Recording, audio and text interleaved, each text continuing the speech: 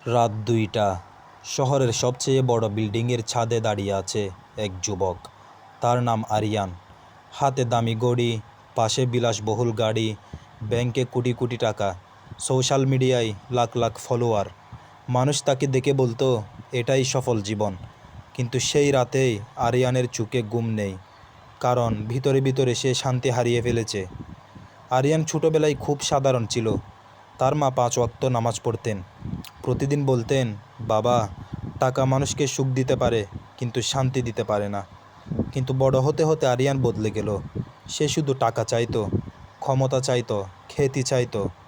কয়েক বছরের মধ্যেই সে বড় ব্যবসায়ী হয়ে গেল। বড় বাড়ি, দামি গাড়ি, বিদেশ ভ্রমণ, সব ছিল, কিন্তু নামাজ, কুরআন, আল্লাহর কথা, এসব তার জীবনে ধীরে ধীরে হারিয়ে গেল।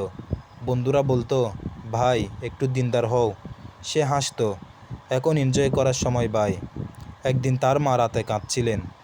আরিয়ান জিজ্ঞেস করলো, কি হয়েছে মা?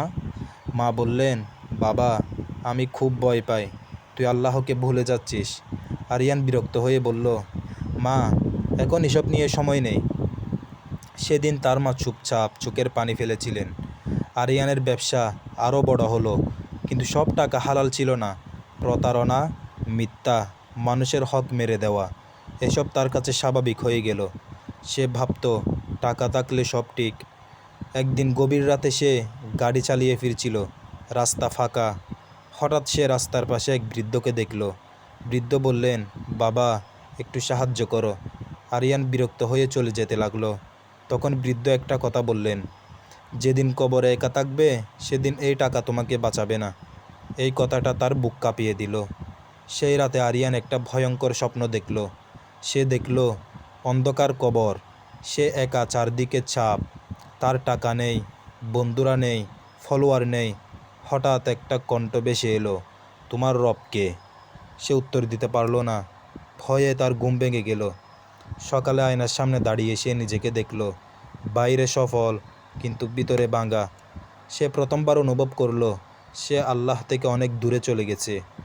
বহু বছর পর সে মসজিদে গেল। ইমাম সূরা পড়ছিলেন, নিশ্চয় আল্লাহর স্মরণেই অন্তর শান্তি পায়।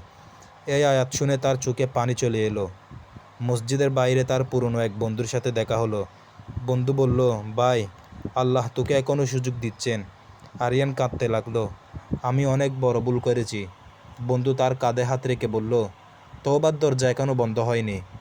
এরপর আরিয়ান বদলে যেতে শুরু করলো। সে হারাম ব্যবসা ছেড়ে দিল, মানুষের টাকা ফিরিয়ে দিল, গোপনে দান করতে লাগলো, রাতে তাহাজ্জুদ পড়তে শুরু করলো। অনেকেই তাকে দেখে অবাক হয়ে গেল।